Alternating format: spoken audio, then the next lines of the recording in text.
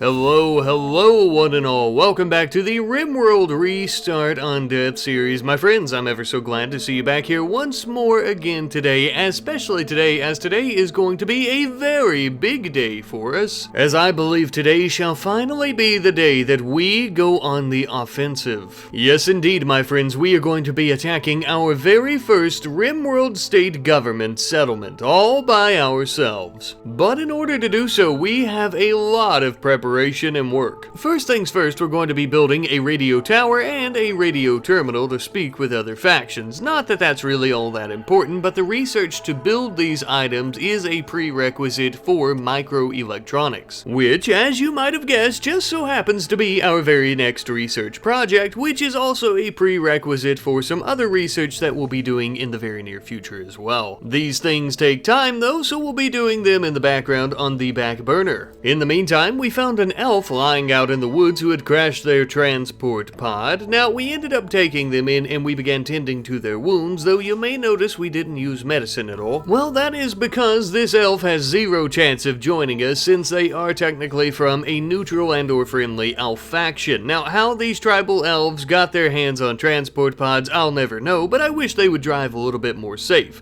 Either way, we'll tend to this fella for some good relations. Well, while our new friend is healing up in our little makeshift hospital, we're also going to have Maticus cutting up plenty of stone, and I do indeed mean plenty of stone, as I have a bit of an expansion project, as per the usual. Speaking of the elves, one of their shaman merchants had stopped in near our outpost here, and we began trading some unrefined magicite to them, as we don't currently need it. In exchange, they would actually end up selling us quite a few books. One of these helped increase the construction skill, the other medical and social, and the other just social. One of them was also about a dark shard or something like that, but we'll treat it as a fantasy book. Besides, they really helped liven up our research area, and Maticus was quite interested in learning some new skills. In particular, refining his construction skill, as we were about to add on to the base once more. This time around, we're expanding just outside of the armory and our new residential area, and thus, as you can see, this is why we needed all those stone blocks. I think I mentioned it last episode, but we need about 12 or so stone blocks per actual stone bridge, and we need the stone bridge so we can put down stone walls to ensure our safety, and thus why we needed so many. This construction project was interrupted though when we were attacked by a bunch of damn dirty elves. But these, my friends, were no normal elves. No, these were cultist elves who were dabbling in the darkest of magics. Not far from our base, they began performing some type of disgusting ritual. They had some extremely intriguing looking armor though that suited their elven bodies quite nicely, but more importantly, they had some beautiful weapons. Sleek ebony swords and axes with some odd engravings in them. The leader of their outfit appeared to be wielding two knives, but these were no normal knives either. These knives appeared to be made of shards, the same type of shards that we've been reading about in our books.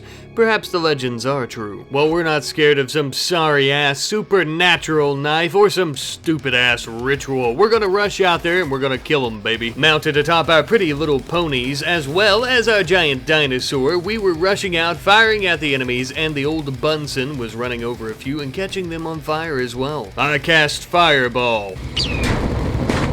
Well, we'll keep trying. Thankfully, the Bunsen, being a large, bright red, massive killing machine, kind of caught their attention more than anything else, giving us an opportunity to spawn in our spirit wolves and also to fire down on these elves, finally giving us a win against the majority of their forces after many an hour of trying. Unfortunately though, because it took us so long to take out the large mass of elven forces, they ended up finishing their ritual. The ritual only ended up being a skip abduction, which, yes, unfortunately means they're trying to kidnap our elven compadre, but at least they didn't summon a world eater or something. We would need to act fast, though, before they could get their grubby little mitts on her and run away from the area. Because we were on horseback, though, as well as cold one back, I guess, we could move pretty fast, and eventually we killed the last remaining cultist. Well, that was quite a thrilling battle, I must say. Really gets the blood pumping. But I'm also pretty glad that it's over with and nobody got kidnapped and or died. Except for all these dark magic-having bastards, but that's okay because we're going to strip them of their armor and then begin finishing them off once and for all. This armor of theirs should fetch a fair penny out on the market. Perhaps the dwarves or the orcs might be interested in it, or the normal elf tribes. Either way, I think we'll end up keeping the weapons though. Now then though, I suppose we'll continue with our construction. Now, this new room is actually going to be a new storage room that is much larger than our previous. And of course, we can always expand it further as we have plenty of open space. Now, not only did I want to make a new storage room here because there's plenty of open space to expand into if we need to make it larger, that's great and all, but I also wanted to have it closer to our residential areas where people are sleeping and stuff like that. As you can see, I done the same thing with the armory in case we have to rush in and grab something, or, also it just kind of speeds up work and day-to-day operations. With all the new additions that we're making to the complex itself, I must say that it is looking mighty fine. I'm a big fan of how it's really beginning to take shape, and it seems that most of you guys in the comments are as well, and I'm glad. Just like that though, we had finally finished our research into microelectronics, unlocking many a different thing that we can actually build now, as well as many new research items that we can actually begin on as well. Now, these new research projects that I am talking about though are actually going to require a high-tech research bench. Because of this, we are going to soup up Omelet's laboratory just a little bit. The flooring in here absolutely is horrible, but we'll fix that later on. It's nothing too special, we just basically made it much larger, adding in our old storage room, but also making room for this high-tech research bench, giving us the ability now to begin researching transport pod technology. That's right, I want to be able to send our own soldiers into battle and across the planet in these little bad boys. While Omelet was working on the transport pod research, we began expanding our backyard a little bit with some concrete pathing, chain link fences, and some new wooden spike traps. I really don't know exactly what I want to do with this area. I suppose we could always just leave it open, that way we have a nice large space to run out into and fight from this side, but I don't know, we may end up putting something out here later on, but for now we can at least make sure that it's well defended. The research for transport pods didn't take very long at all to my surprise, but we're not going to stop there. We're actually going to begin researching the super pod, a much larger version of the aforementioned transport pods that can actually carry several humans to the best of my knowledge, but is also a prerequisite for the skip and many other types of vehicles that can take flight that we are very much interested in. We had finally harvested our cloth that we've been growing for quite some time, and I thought it might be useful for us to build a proper recreation room for everyone where we can enjoy some billiards and poker along with our chess. Because of all the new technologies that we've been focused on researching, it's kind of been an all work and no play situation, and that is no bueno. So I think this new area and recreation items will keep everyone from getting bored. I forgot to mention I also put a little radio in there, that way they can listen to the local affairs or possibly some planetary music while playing. Even after all that hard work though, it seems Maticus prefers to read a book and Laz eat some raw tomatoes for some reason. Seems fun, I guess. After this, we would also end up sending out a caravan to the local orc tribe to do a little bit of trading with him, as we had a few weapons we thought they might be interested in, as well as all that elven armor we had. Not only helping further their resistance against the planetary government, but we would also end up purchasing many a thing like gold and juggernaut serum. The serum I plan on giving to Laz, given he's our main golden boy here when we go about attacking the government settlements, but now the gold on the other hand is actually something I plan on stockpiling as we need it for ships. We would finally return home sometime later, making over just 600 some silver, as well as bringing home our gold and juggernaut serum as mentioned. I am trying to get quite the stockpile of silver, that way if we have any orbital traders we can actually build a beacon and begin trading with them, possibly buying some good armor to help us out. But as we continue to prepare for our assault against the government facilities, I would send everyone into the armory to equip some of those beautiful ebony weapons. Not only are they beautiful, they're powerful. Much more durable and sharper than the orcish axes and swords that we've been using thus far. Late one evening though, the High Elf house was actually requesting that we send their duck back, and surprisingly they somehow sent a shuttle to pick him up. It would seem to me that the High Elves have a much more advanced technology than the other elven houses, and we have very much underestimated them. Either way though, we would end up sending the little ducky on his way, and then the High Elves would actually make good on their promise, sending us a colonist by the name of Keatster. Welcome to the Resistance, friend. It would seem that Keatster was actually a professional translator for the High Elves, which does make sense given the fact that he has a high intellectual and social skill with a burning passion in both, but not much else anywhere else. That's fine though, he can always help us out in the laboratory or run around and clean the floors for us in the meantime. Now then, of course, last episode I asked you wonderful people for some wonderful names, and you have provided them to me as always, and I very much appreciate that. First up, we have our Bunsen tank here that is going to be named the Crocodile. This wonderful name was provided by our wonderful friend Leaf on the Wind 625. The reason for this name is in honor of the British flame-throwing tank from the Second World War, and I think that that is very fitting given the fact that it's basically the exact same vehicle. We also have a name for our little kitty cat that is going to be Boss. Now this comes from our friend Zombie Robot 5747, with the reason being because anyone that owns a cat knows that the cat is actually in charge, and I also have a cat and I can say that this is factually true. Perhaps if something happens to Laz here, Boss will continue leading the rebellion in his name. And finally, we have a name for our elven lady, which is going to be Lyandon, I believe is how you pronounce it. And this comes from our friend Quiet Fan of 40k, who was saying that she should be named this because of the Eldercraft world in 40k. And you guys know I'm always a sucker for a 40k reference in these series. I would like to state that our elven lady here was a man when I reloaded the save file for some reason, so I used character editor to fix that once more. Not sure why. Finally though, we have Loinchen, who actually last episode I forced her to cut off her beard, and for whatever reason,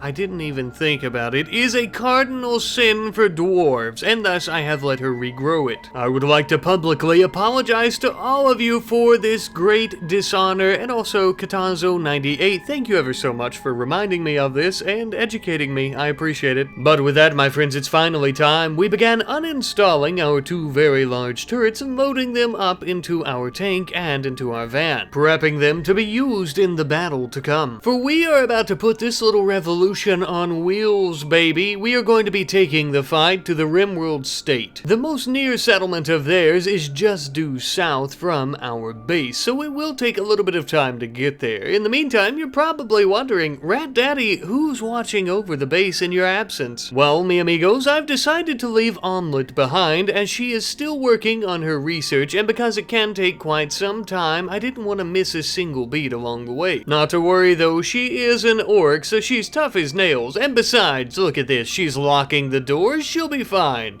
And if that doesn't work, she is packing some pretty major heat. But as a last line of defense, I have also left a boss behind to protect her, just in case things really go south. Eventually though, we had finally made our way to the nearby RimWorld state government city, or town. It's actually quite small, which is good for us for our first attack, but it is still absolutely crawling with police officers and soldiers. It seems they've evacuated enslaved peoples and citizens of this town as well. Maybe not such a good idea on their part, because now we can go all out without any worry of killing the innocent. To begin, we would get our turrets in place and begin stacking stone chunks around them, as well as cutting down trees to build some wooden barricades. It was during this time though that we were met with fire from their turrets in the outer rim of the town. We were only in range of a couple of these turrets, and of course we immediately began returning fire, but in doing so we alerted the soldiers and police officers that we were here. Before things really began to kick off, I rushed Laz down near our van Big Boss to pick up the Juggernaut serum and go ahead and inject it, of course. We would try to keep him mounted upon Frostfang throughout the entire battle to ensure he can move quite quickly. We were also sure to use our shaman abilities. Loinchin's summoning and lightning abilities were going to be quite crucial to winning us this battle if we were going to win at all. I was attempting to use the crocodile to try and run over as many of them as I can, especially the ones that were in cataphract armor. As you might imagine, they were a little bit problematic compared to the others. They would also cause a lot of damage to the crocodile, causing it to break down in between some buildings. But the efforts of the crocodile would cause the remaining soldiers to try to flee this town as it burned to the ground, during which time Laz and Loinchin were trying to fend them off, but unfortunately were down themselves. We would quickly rush into their aid to try and begin tending to their wounds before they bled to death on the battlefield, during which time we were of course being shot at. We returned fire and hid behind some buildings to continue our efforts. We had also found a particular riot officer who was of interest to us, so we began tending to their wounds as well. But I'm afraid that I must report that not only did we end up losing the crocodile during this battle, which can be replaced, but we also ended up losing Maticus. After it became immobile and was being pelted with multiple bullets from all angles, Maticus sat inside operating the turret trying to kill as many of our enemies as possible.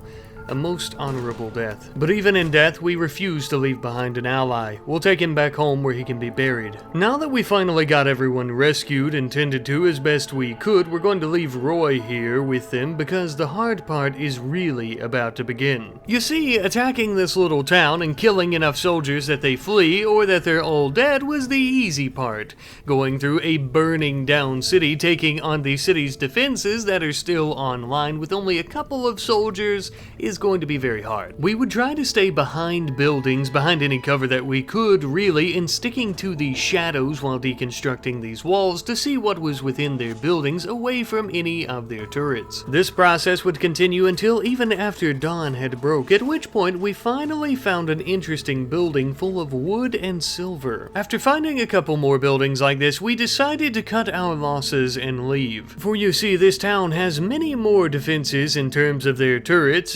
especially one that happens to be a uranium slug turret, meaning if we step out into the wrong alley and it sees us, there's a good chance we die instantly. So we'd take what we could and try to sneak back out of the town and make our way home. Even after arriving back home from a successful mission, needless to say, we weren't exactly feeling all that glorious or successful even. Sure, we had achieved something really big, but we were already having to bury yet another friend. He was a damn fine man and a damn good soldier. Rest easy, old pal. We had acquired quite a bit of silver as well as a little bit of uranium in our victory against the state government. And of course, we also had a potential recruit in the form of one of their former police officers, not so much anymore. Not to mention the fact that they were one hell of a fighter, an amazing cook, and amazing crafter as well. These skills will all be very useful for our revolution. But you know, many of our people were severely injured. Were their injuries,